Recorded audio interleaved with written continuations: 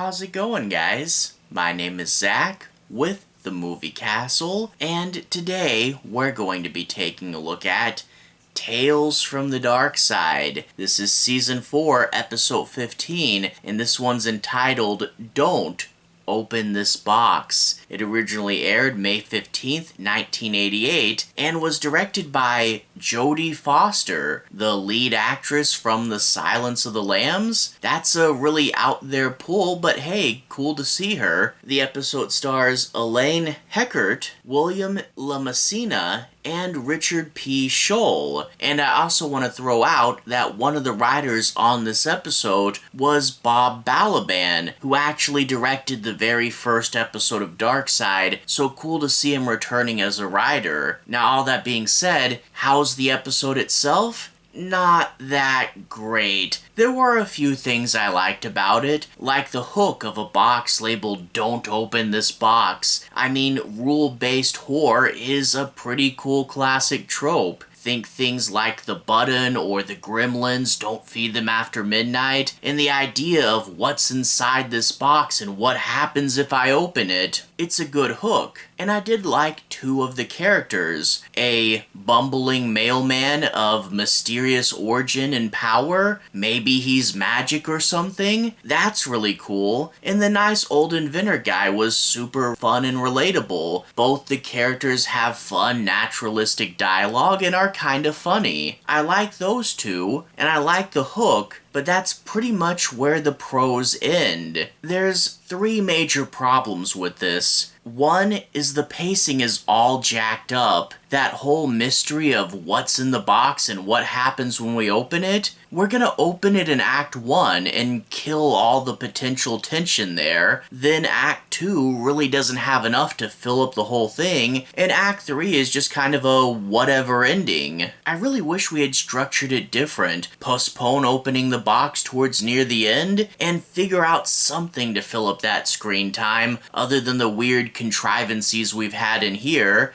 Two, though, this episode is super tropey, to the point where I thought maybe it was a parody of anthology horror and the common tropes you see there, but the problem with that is, to be a parody, it's best if you have some clues so the audience knows that this is all for jokes. And two, you can't just do the tropes, you have to do a parody of the tropes. If you just do the tropes, then you're copying them. There's a difference between a parody and a copy, and overall, I'm not sure if they were trying to be funny and make fun of anthology horror, or if they were just doing anthology horror. As it stands, though, super tropey. And the last part, the greedy old lady wife character, absolutely ruins this episode. She is super annoying and is the anthology horror greedy self-centered jerk stereotype turned up to an 11. And the thing is, I know a lot of characters are written to be jerks and written to be annoying, but if you're making a TV show, your goal is to make me engaged with the show, and every time this character came on screen, I hated it and wanted to turn the TV off. So yeah, she was a super annoying, insufferable character, and ruined an episode that already was tropey and poorly paced out. Yeah, I don't know what happened here, but I'm not a huge fan of this one. It had a few ideas, but they did not pan out in a good way.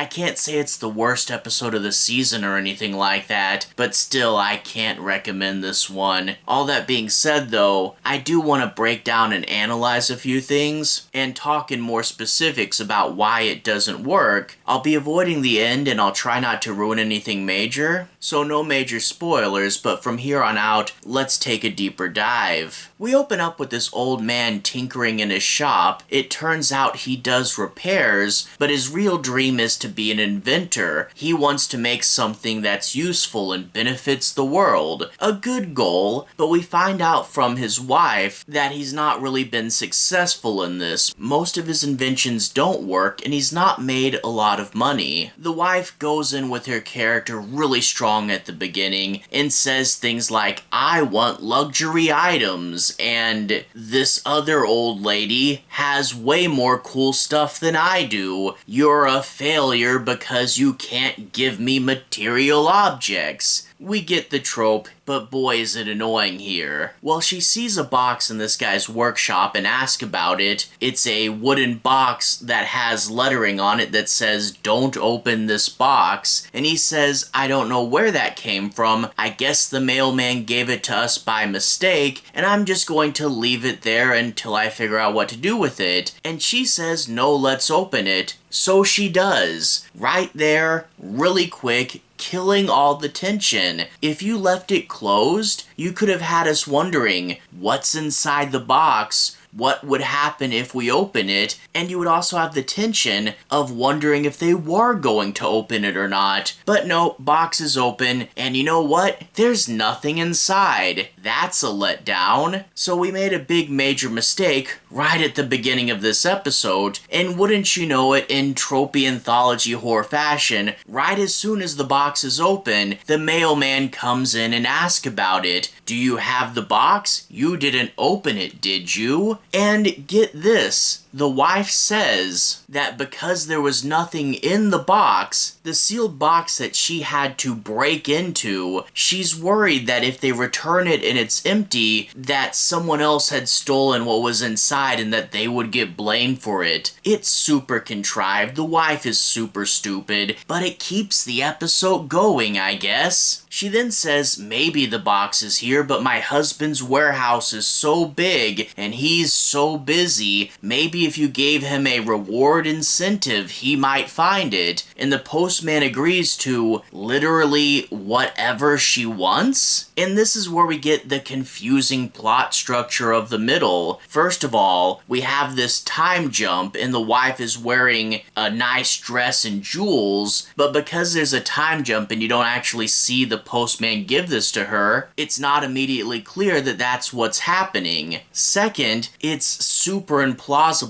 that a postman, to get the box back, would offer so incredibly much. And then we get things like where he says, oh, that bracelet belonged to Marie Antoinette, and she says, ew, it's used? First of all, again, she's an incredibly stupid character, and second, where's the postman getting all this? I get that it's a hint towards the magic, but it's really implausible right off the bat. But then this setup. What should happen is, this is the reward, this is the amount I'm willing to spend on it, and then they go, okay, hand the box over, and the episode's done. But no, it turns out the wife is withholding the box, and the postman's just giving her more and more presents under the assumption that maybe he'll get his box back. What kind of deal is that? I'm just gonna keep feeding you stuff and hoping that maybe I'll get what you want? Yeah, that's a horrible thing to pin this episode on. It's such an incredibly stupid deal. At one point, he goes in and says, okay, I really need the box. It's due any day now. And she tries to put it off for another week. Stupid and insufferable. I hated this. But then, of course, we will get to the reveal at the end, which I will not spoil, but it's one of those cases where I'm like, yeah, fine, that can be what it is, I guess. And to be fair, it was set up an okay amount earlier. It didn't feel like a big twist or a shocking reveal. It was just, yeah, sure, that's what the box can be, I guess, why not? And to be fair, the end did feel really tropey, which did make it fit in with the rest of the episode, but still, I'm not impressed with this, oh hey, look how tropey we can be. It's just doing the tropes and hamming them up. It's not like Scream or anything where we understand the jokes and the parody. It's not a parody, it's just doing the tropes and doing them in a loud and annoying way. So yeah, the plot was messy, it was tropey, the reveals weren't great, but boy oh boy, the episode was ruined by that wife character. I could not stand it. So overall, can't really recommend this. Again, it's not the worst thing ever, but I wasn't a huge fan of it. Oh well, maybe we'll have better luck next time. This is actually episode 15, so we only have a few left in this season. I'm hoping we get some classics before the series is over. All that being said though, to everyone who's watched so far, thank you for watching. To everyone who's liked and subscribed, thank you. You really are helping the channel out. I'll leave a relevant playlist on the bottom. This should be my Tales from the Darkside playlist. If you guys want to see me talk about the past episodes of the show, you should be able to find them there. Anyway, have a good day. I'll see you guys again very, very soon. Playlist here.